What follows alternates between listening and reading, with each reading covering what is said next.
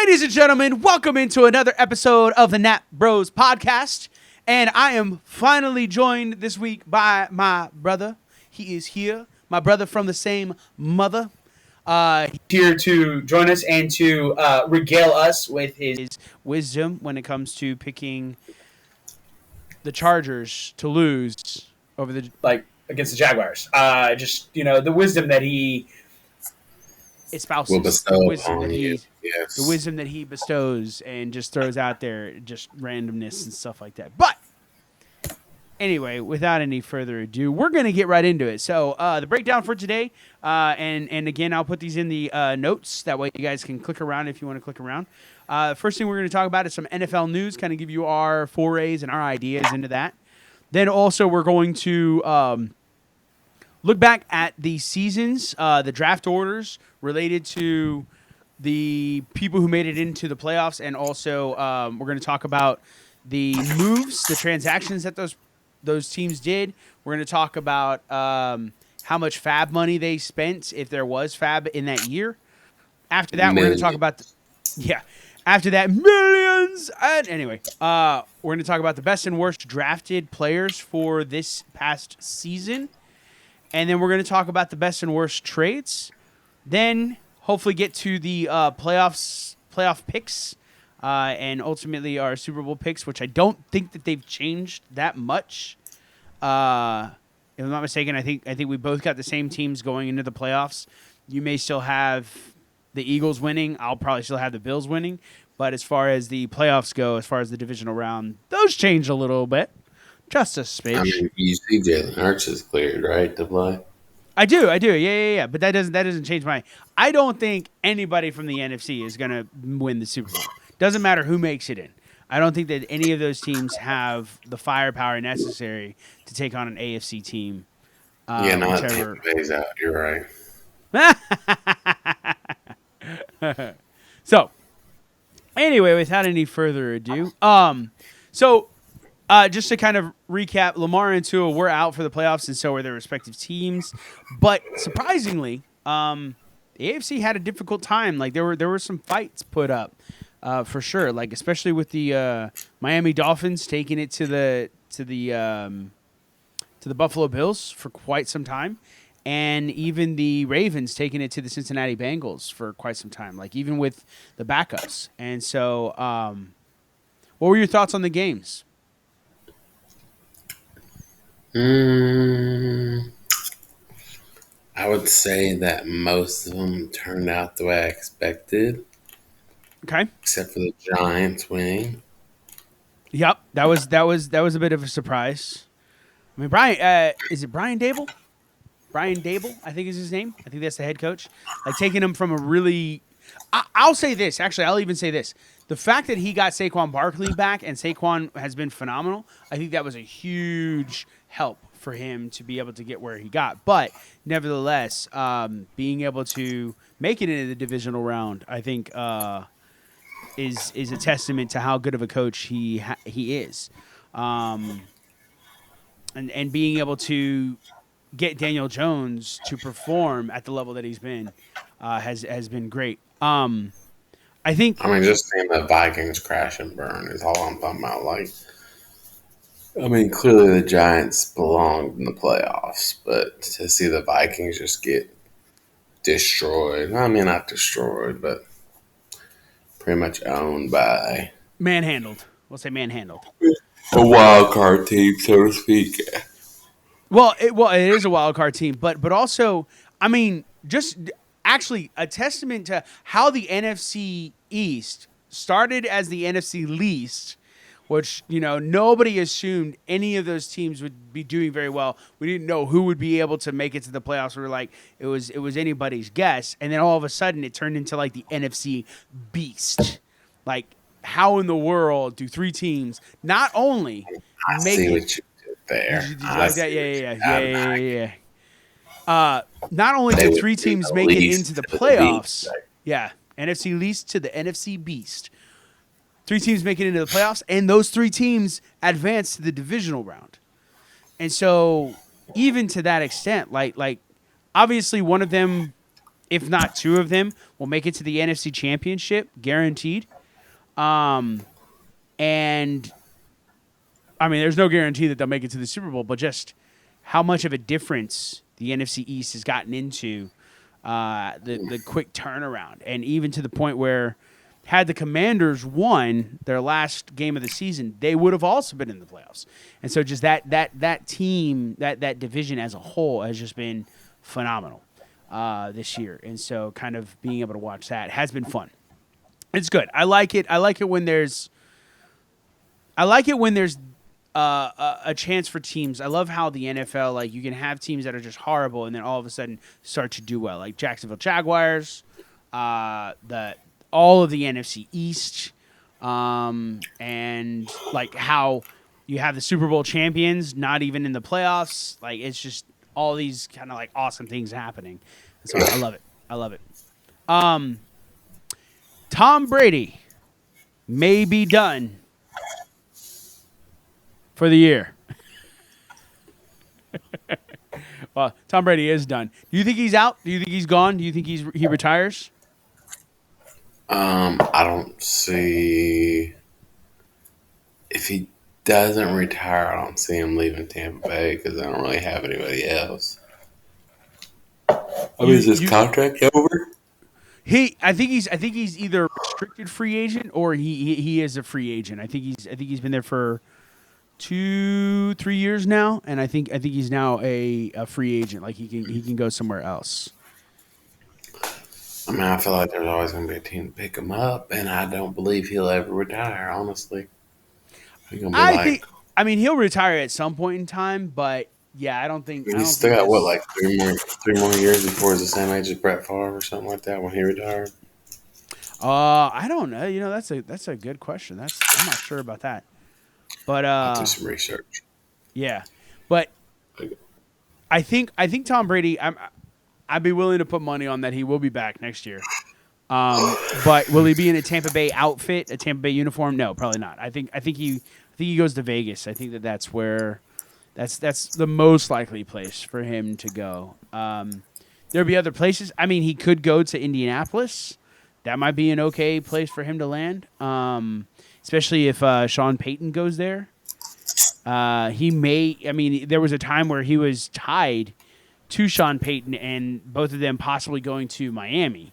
There was that option, but I think Vegas would be a better place, or a warm place for him. Linking back up with Josh McDaniels, I think that would be more up his alley kind of thing. So, when did Brett Favre retire?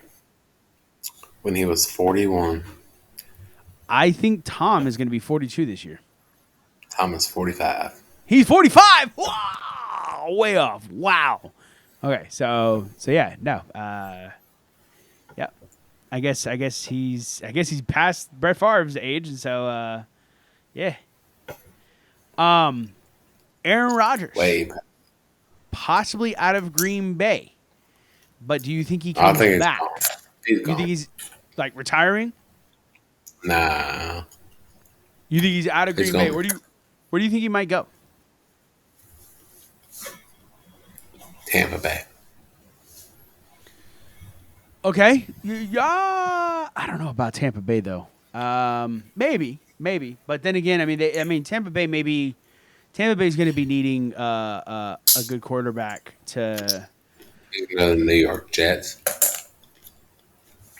Yeah, that could happen. I could see that. Him going Minnesota after a year. Do the Brett Favre saga. I don't know. Maybe the Jets are okay with Mike White. They might be fine with him. But it would be nice to have that kind of leadership. The Rams. Stafford's back, so I don't think he'll go there. Las Vegas. Possibly, yeah. If TB doesn't go, for sure. Tampa Bay. If TB's gone, I say highly unlikely because I don't think Tampa Bay will want to pick him up. But maybe Tennessee. We do need a good quarterback, and and we need someone who can be there to kind of guide Malik Willis and possibly even Joshua Dobbs. Houston could probably use a good quarterback. Yeah, I can see that. I can see them getting away from Davis Mills and having him. Commanders? Buffalo Bills need a better quarterback. He could go to the Commanders. I could see that happening because they have decent. The Commanders. He wants to. The Commanders would be a great place because they've got a lot of good weapons. Just nobody to be able to get the ball to them, and so yeah, I think the Commanders. Yeah. Would be good. All right, cool. So the Chargers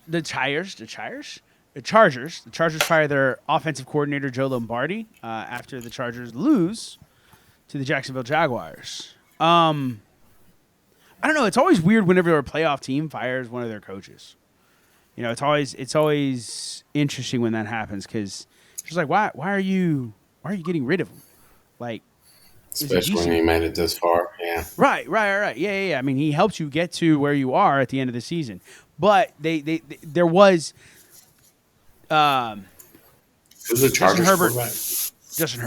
Justin Herbert definitely, definitely did not like. He was great last year, but then this year just sucked really badly, and so I think that a lot of that gets put on the OC for sure, and just their powerhouse. I mean, obviously, Keenan Allen and Mike Williams were out for a good chunk of the season, but I think that kind of shows the weakness of the OC where it's like, well, you've got 2-star players. How come you don't have 2 players that can actually step in, not as great, but at least decently for Justin Herbert to be able to use? And so I could definitely see why they would put the blame on him. I can see why they're moving on from him.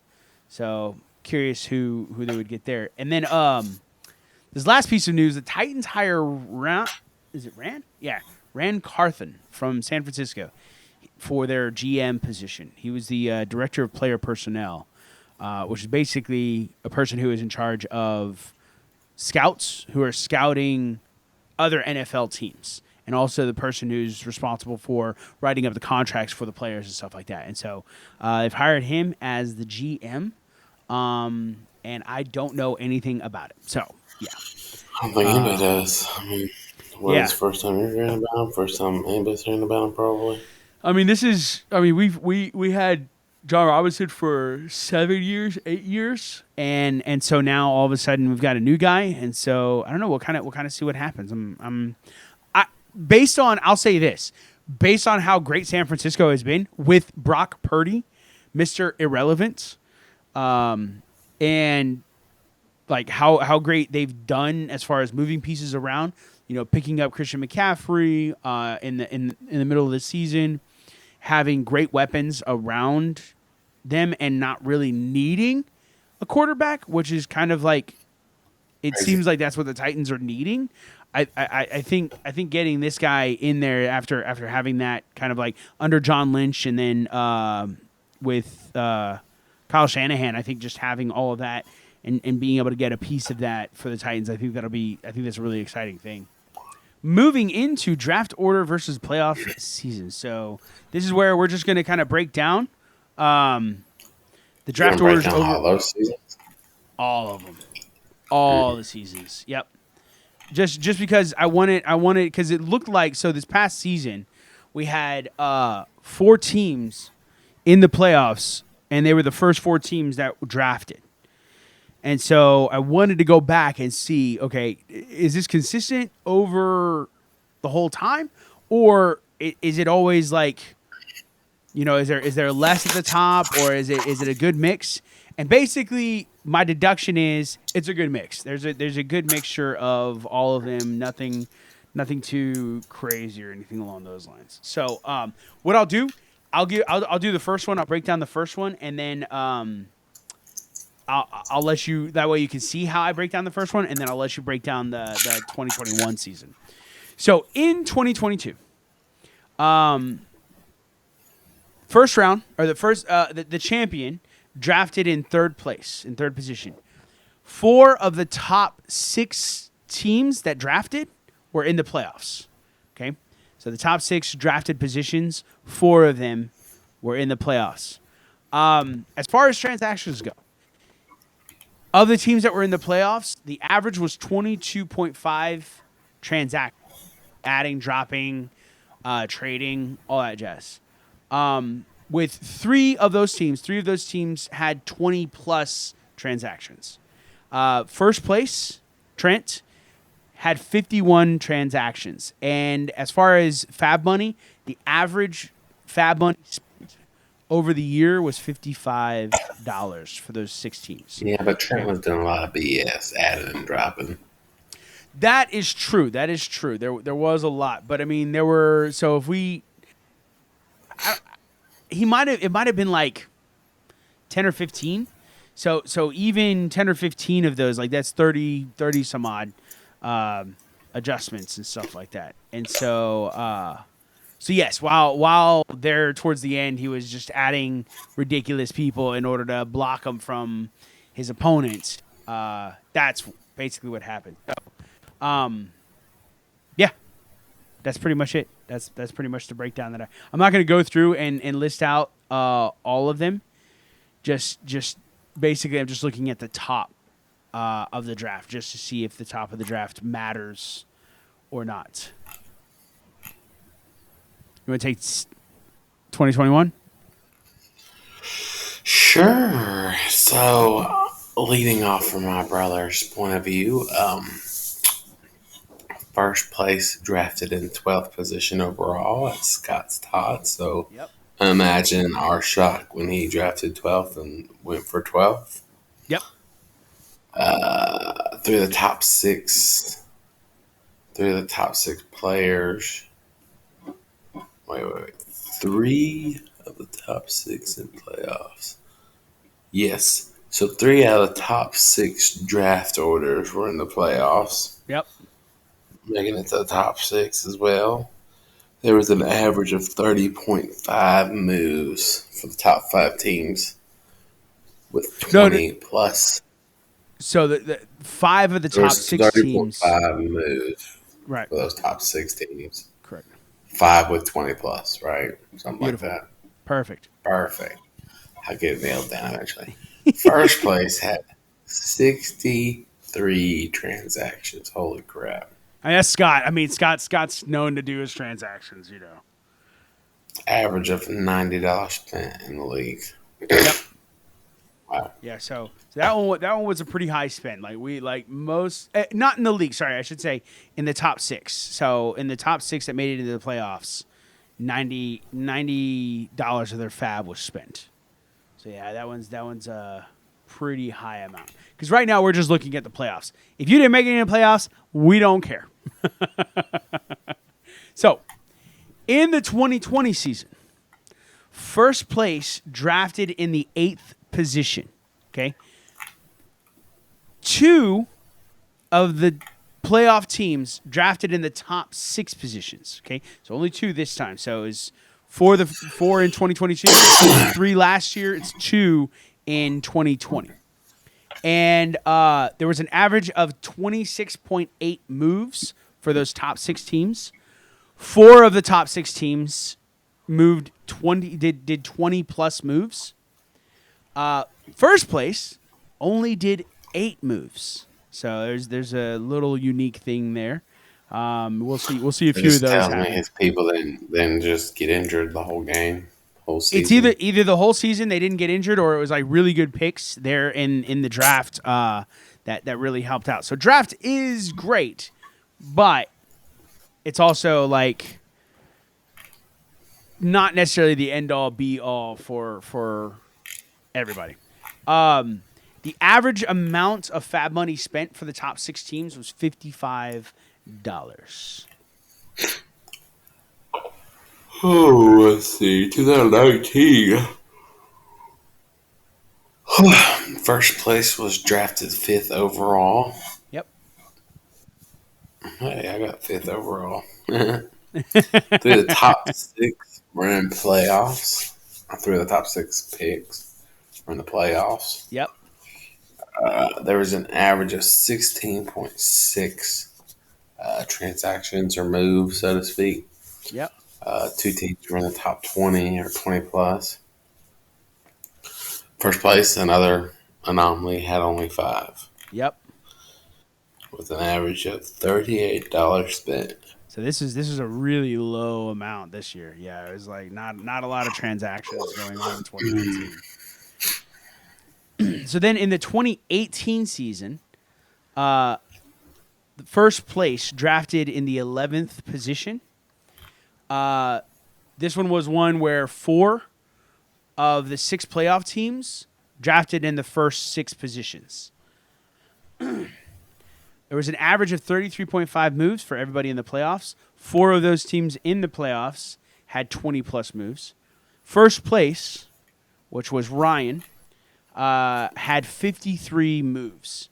And an average of $59 was spent for those top 6 teams. Which one am I on? Are we on 17 or 16? 2017. 2017. My bad. I might have carried away. All right. First place drafted at 4th position overall. 3 of the top 6 were in the playoffs. There was an average of 17.3 moves for the top. 2 had 20 plus. First place, God, I mean, what's up with these anomalies? First place, we had 4 with an average of 38. First year of Fab. Yep. That was the first year, so it was the anomaly came later on when we only did 38 in 2019. But like this one was the first because it was like the first year of Fab and everybody's like kind of getting a feel for it, trying to figure it out and stuff. And so trying to see what's going on and stuff. Yeah, that one was still another anomaly for sure. So in 2016, first place drafted in the 3rd position. 3 of the top 6 teams drafted, or 3 of the playoff teams drafted in the top 6 positions. There were an average of 19.2 moves. 3 of the top 6 teams did 20-plus moves, and first place did 27 moves. But this was also the first year that the first year we played in the league, and there was no Fab played that year, or no Fab used that year. It was all about transactions and whatnot. And so there weren't very many transactions. That's kind of weird, though. Like in all honesty, like looking at it and stuff like that. But it happens. All right, so let's get into the best and the worst drafted people for this team. I wanted to wait and do this with you because I felt like this would be something that you and I could argue about. Argue and whatnot. So, do we want to start with you and me, or do we want to go through the? Well, I guess we could start with you and me since you and me are the first ones up. So, may as well start with us since we're the best. I mean, obviously, this is our podcast. You and I believe it's you and me. Let's do it. So, I thought we already did this. We did a little bit of it, but I cut it out because I wanted to go through everybody's, and so I figured I would go through everyone's, and then like we could actually just. I mean, you have a whole team there of just bad picks. Yeah, but so I would say, but like the thing is like Javonte Williams, like he got injured, and so it was pretty easy to get rid of him. Allen Robinson, he did me wrong last year, so it was pretty easy to get rid of him. And then everybody else, was a decent pickup. I mean, I would say Rondale Moore turned out to be nothing. Jalen Tolbert also turned out to be nothing. Naeem Hines wasn't really worth it. But why did I pick up Naeem Hines? Oh, I guess it was just because like you had Jonathan Taylor, so I figured he was going to be used at some point in time or something like that. But I would say so. Best drafted, really hard for me not to go with Christian McCaffrey, or even Devonta Smith in the 8th round because he did really good things for me throughout the year. He was an essential part to me getting into the playoffs. It was essential. Yep. But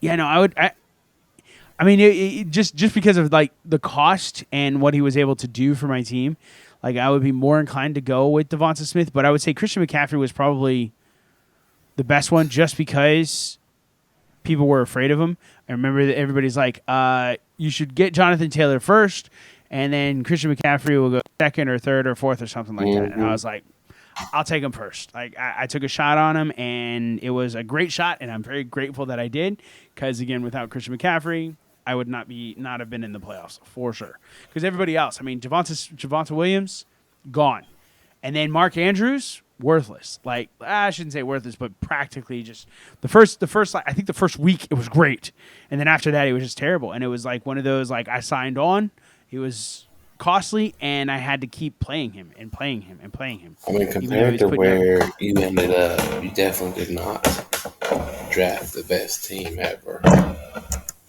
I mean, there's also a reason why I did, 30, 40 plus transactions, 50 plus transactions. So yeah.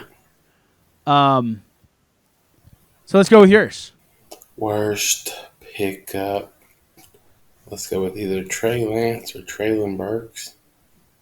Although Traylon started playing a little better. Not really. I dropped Amari Cooper and David Njoku before they started really playing good. Didn't you drop Justin Fields before he started playing good too? Yeah, but I mean, I held on to him for like 6 weeks. Yeah. It was on like the second week I dropped him, and then like the third week he started playing good. He was sucking the whole time, so I dropped him. Yeah. And we did talk last time. We talked about, like, yeah, it could be Jonathan Taylor had you not traded him away for Jalen Hurts. Like, had you not traded me for him for Jalen Hurts, then Jonathan Taylor would have absolutely been the runaway worst draft that you got. But, he's probably my best draft pick for what I got for him. Exactly. Yeah, Trey Lance. Depending on or when you were dependent on Trey Lance to be your QB1, that really hurts you. And then also Justin Fields. I mean, yeah, you do. You should go. You should just go back to QB misery. I mean, that's such a great name for your team. Because, like, your QB misery, like, even though I gave you Jalen Hurts, like, picking up Geno Smith eventually was, like, a great decision on my part. Like, because Geno Smith has been fantastic for my team. So the fact that your QB misery, was able to, I mean, that may be the thing, is like you just pick up a really good player in the first, second, third round and then trade him away for a great quarterback. That seems to be a recipe that worked well. But nobody else makes that trade. I mean, I wouldn't. Well, okay, they wouldn't trade away. They wouldn't get Jonathan Taylor. I'm pretty sure. Like, everybody was kind of like staying away from him, but they probably would have accepted somebody else. Maybe a Rashad Bateman or even Mike Evans. You probably could have traded Mike Evans for something.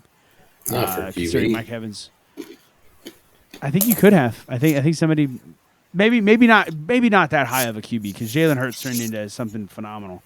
But if you get in there, I mean, it's kind of like the luck of the draw. You got to get in there early and stuff. I would say your best pickup, your best draft, Josh Jacobs, hands down, bar none. Where you got him and how useful and relevant and amazing he was for the year for you, Josh Jacobs. In the fifth round, psh, bruh. Bro, I had a wide receiver core out the butt, but then they just all died. Well, you did, yeah. Even then, I don't even know if Mike Evans was really, but like Rashad Bateman, and then he gets injured. Amari Cooper, you drop him. I mean, Isaiah McKenzie started off pretty well. Yeah. Traylon Burks was being used quite a bit, but then got injured and kind of like dwindled. Like, he was being used, but he wasn't producing very much. So yeah. Yeah, man. All right. Let's get into heartbeat. Best draft or best drafted player. I don't know. There for a time, Khalil Herbert was rocking it. And getting him in the 13th round was great. I mean, that's definitely what led to a lot of wins for heartbeat early on in the season. And so it's toss up between him and like Jefferson. I'd say, well, I mean, but Jefferson. I'm trying to think of like other things, other people besides the ones that show up big time that you already know are going to show up big time. Because Jefferson's just Jefferson. He's great. He's always wonderful, and so it's kind of hard to just sit there and say, "Yeah, get him." But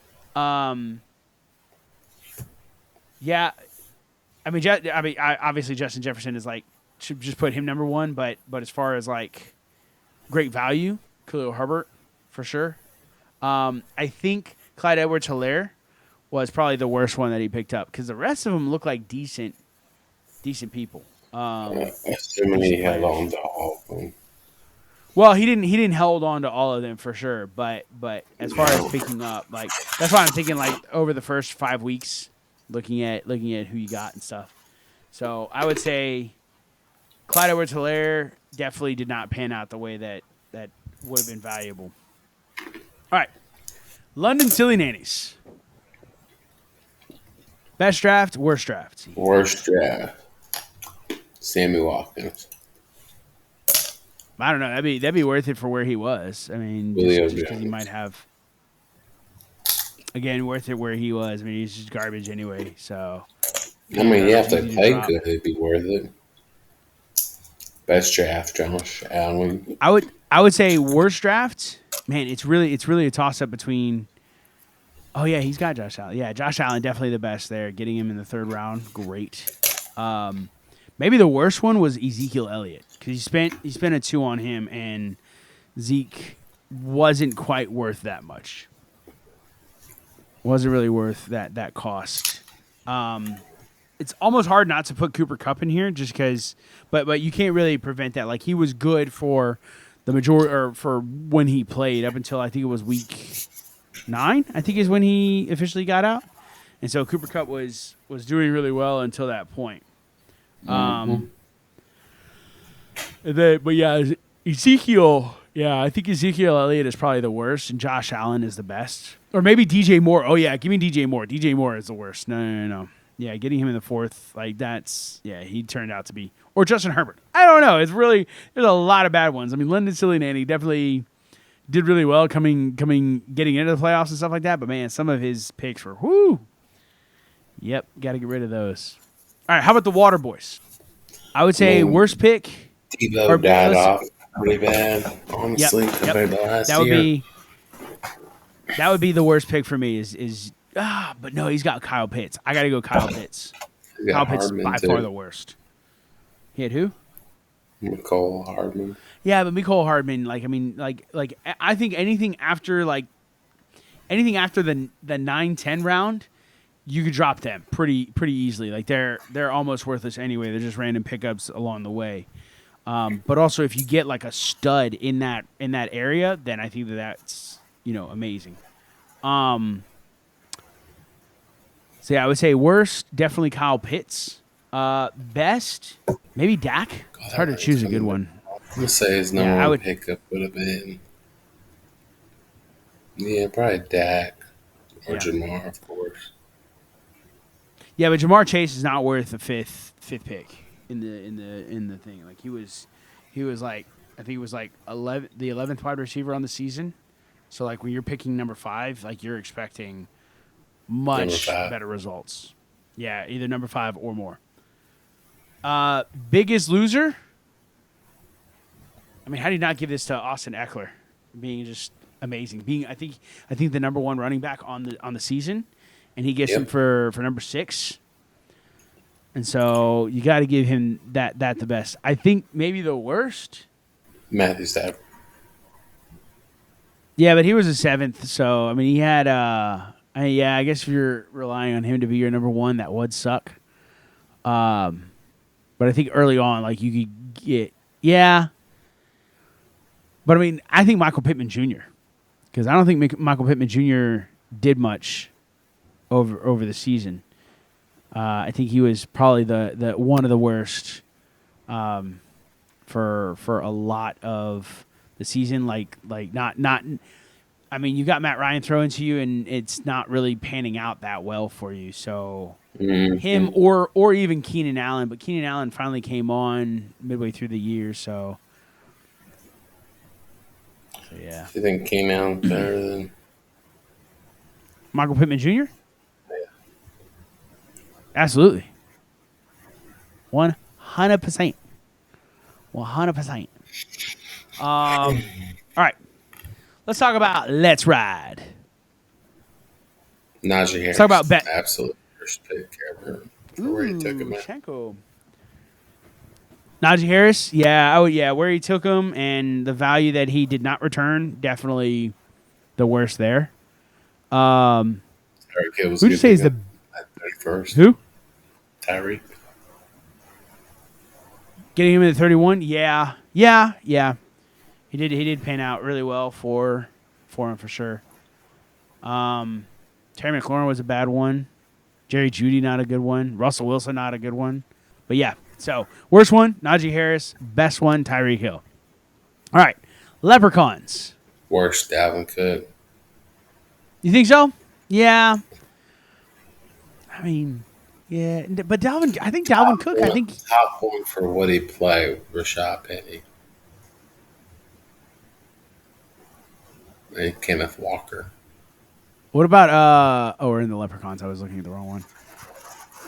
Yep, Kenneth Walker. I think definitely turned into a great one for sure.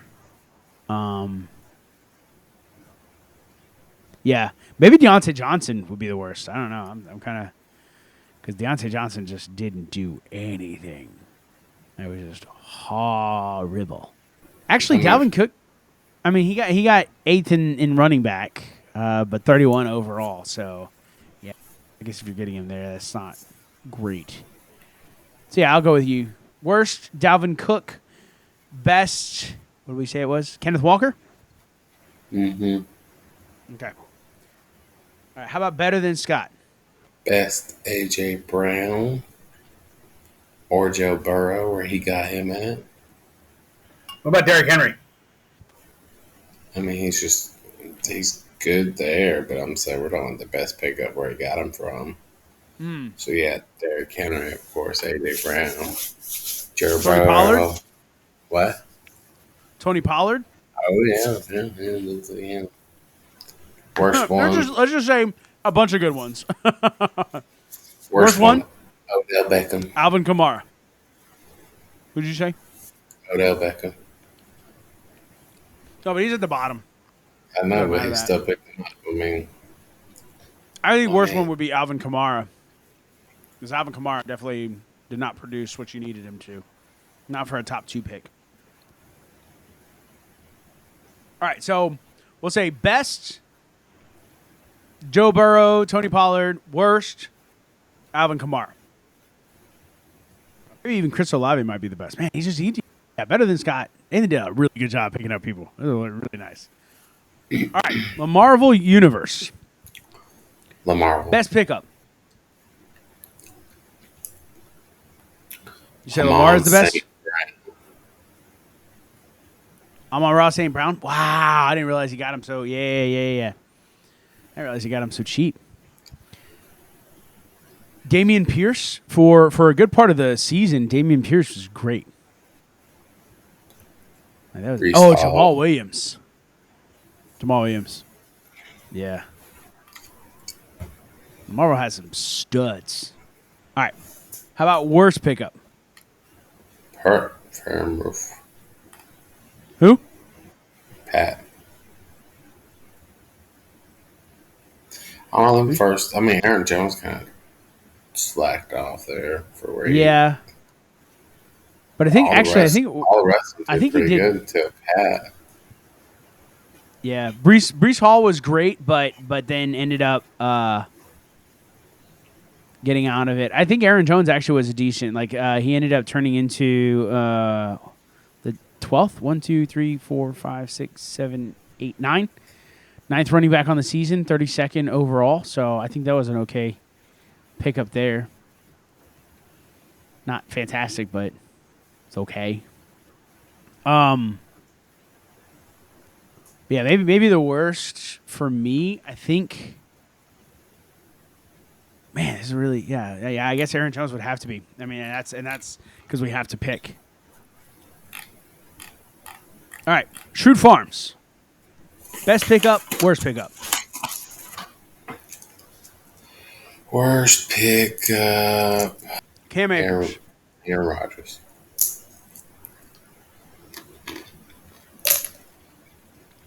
Yeah, Cam Akers was pretty trash.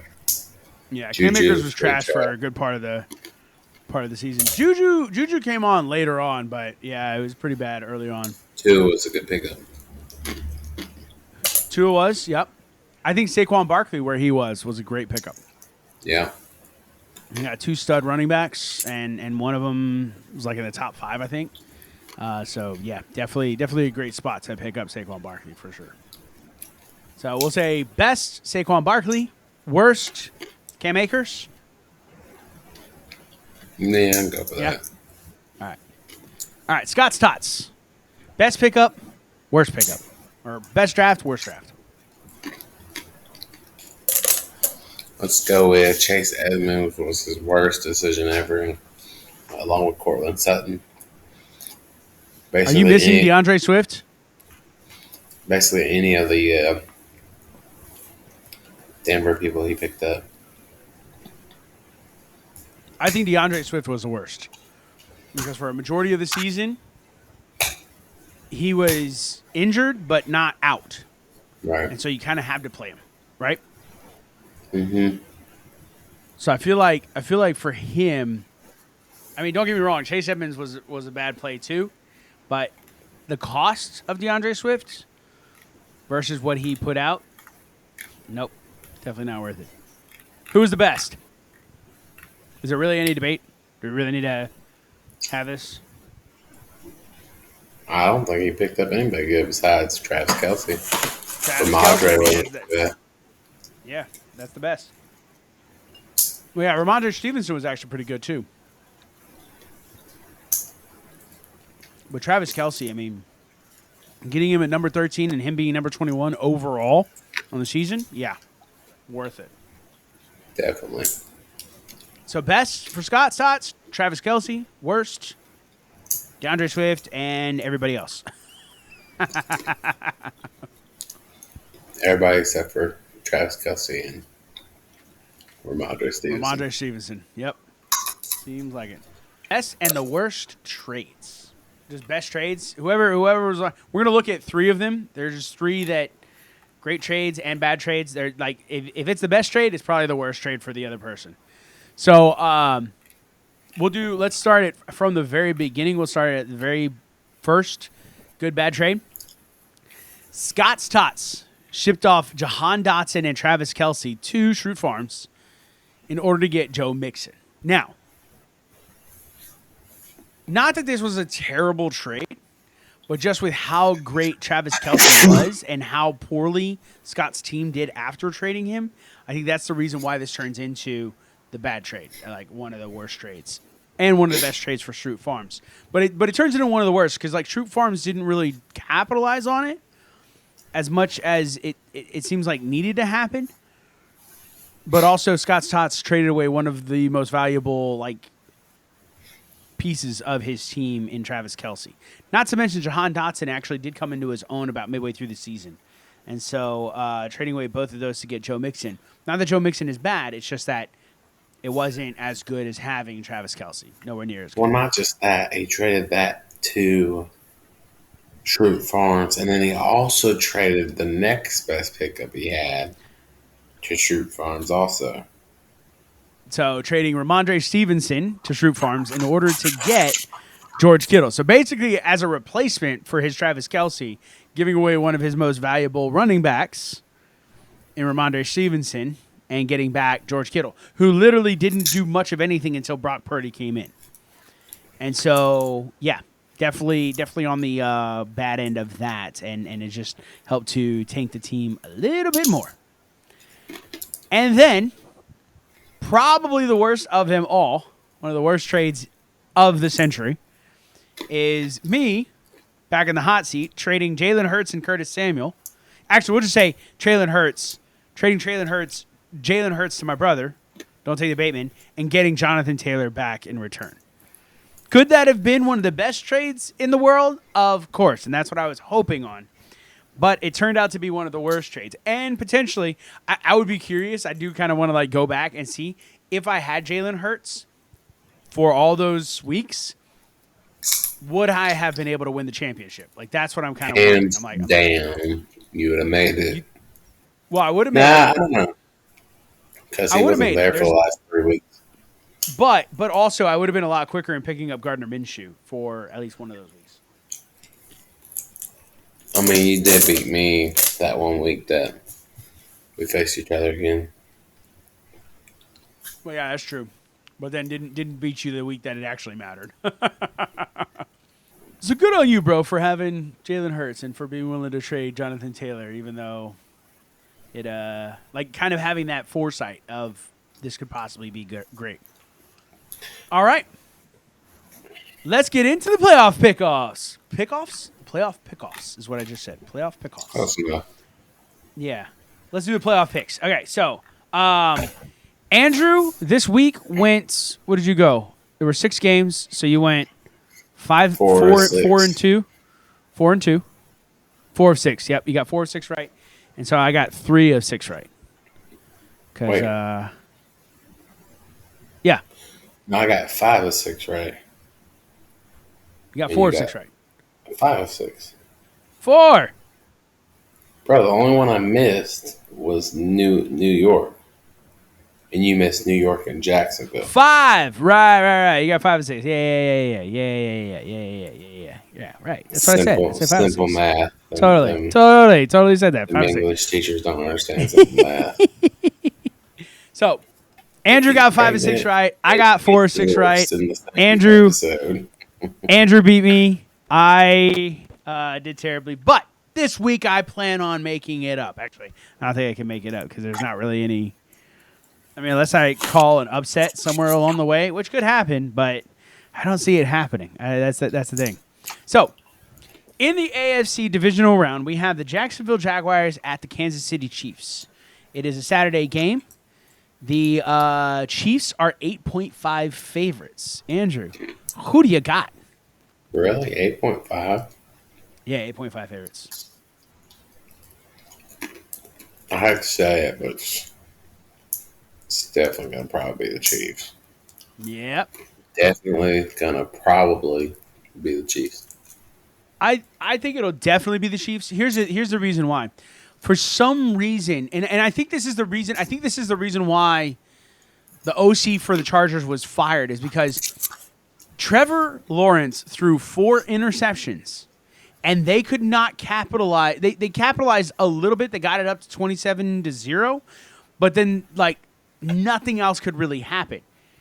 If you throw 4 interceptions against the defense of the Chiefs, and you give Patrick Mahomes the chance to get the ball back those 4 times, I guarantee those are 4 touchdowns. Not to mention all the other touchdowns that they'll be able to do. So I don't think there's any chance that, if there's that kind of mistake, I don't think the Jaguars can keep up with the Chiefs' firepower. So I will also go with the Chiefs. All right. In the next matchup, the Cincinnati Bengals travel to Buffalo to face the Bills on Sunday afternoon. The Bills are surprisingly a 5-point favorite.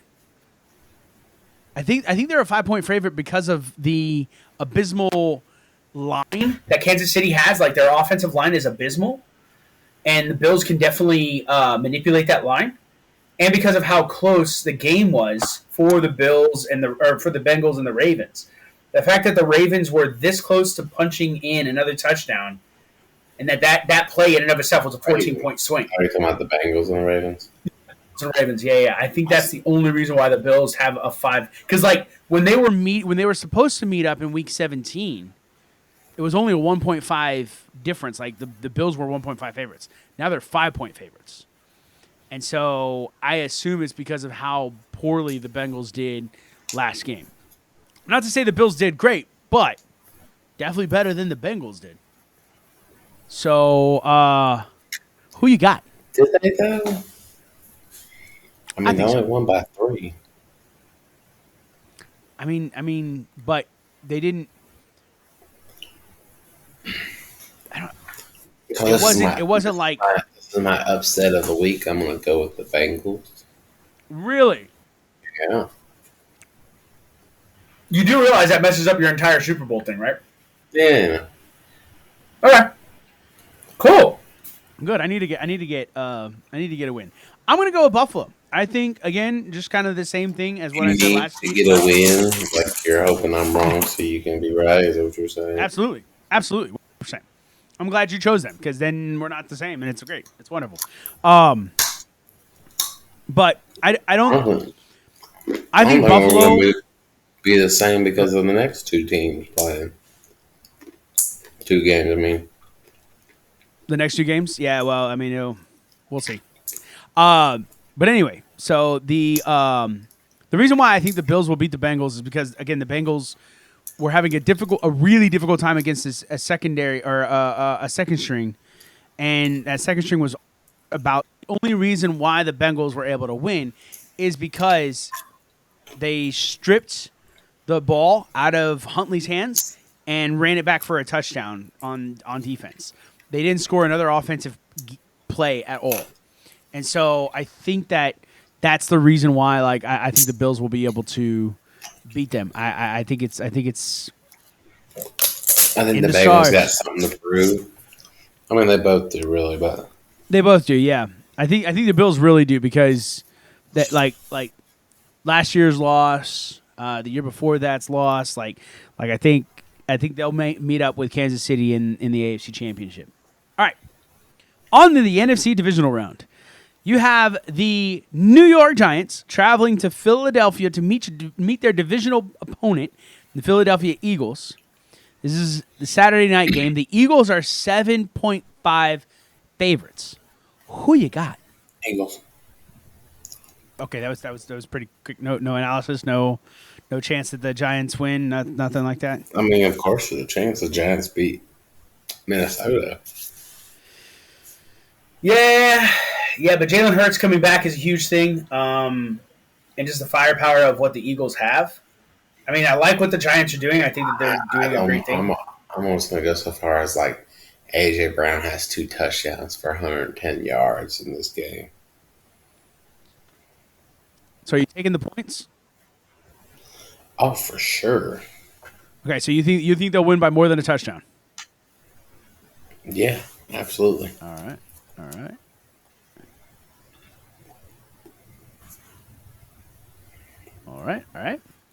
I will also be taking the Eagles. I don't know if I'm as confident as them getting 7.5 points on the Giants. I think it'll be a little bit closer than that, but I think that the Eagles will ultimately come out victorious, especially when you got the legs of Jalen Hurts and just the firepower of Devonta Smith and A.J. Brown and Miles Sanders being able to go crazy. All right. The last game in the playoffs. The Dallas Cowboys travel to San Francisco to take on the 49ers. This is Sunday night. The 49ers are 3.5 favorites. Who you got? Honestly, I don't know. The Cowboys were firing on all cylinders against a horrible team. But I might have to go with the 49ers, honestly. All right, so you are picking San Francisco, right? Absolutely. Here's the thing. San Francisco is on an 11-game winning streak. Brock Purdy has been a part of that for past 4, 5, 6 weeks. He was able to not only play really well in his first playoff game, but dominate a Seattle Seahawks team. And it's Brock Purdy, Mr. Irrelevant, last pick of the draft in 2022. And the fact that Kyle Shanahan has been able to put pieces around him, has been able to not just put pieces around him that will do well, but also has actually created an atmosphere for Brock Purdy to actually produce on his own and do a really good job. I can't go away from San Francisco. Even to the point where when what I believe is going to happen, San Francisco meets Philadelphia in the NFC Championship, it's going to be hard for me not to pick San Francisco. It's going to be really hard for me not to pick them.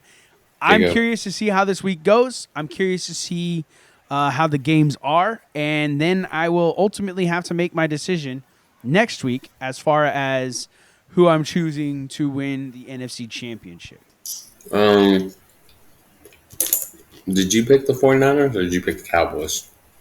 No, I picked the 49ers. Oh, I may not have said. No, I was saying a lot of good things for the 49ers. I think the 49ers win. I think I think they're just too much for the Cowboys. So I got the 49ers and the Philadelphia Eagles going into the NFC Championship. I don't think necessarily they're too much for the Cowboys. I wouldn't put it like that, but I would say the Cowboys are too much for themselves. Could be that. Could very well be that. Trip over their own feet, basically. Yeah. I mean, they were able to handle Tampa Bay, but Tampa Bay wasn't able to do anything. San Francisco can do stuff. Like, that's the thing. So yeah, it's almost impossible to sit there and say, like, they have a chance against San Fran. Even though they gave them 3.5 favorites. Like, I think got a team this year for sure. You know what? Give me the points on San Francisco. Like, I think San Francisco will definitely get more than 3.5 points on the boys. Ladies and gentlemen, thank you so much for stopping by and giving us your ear.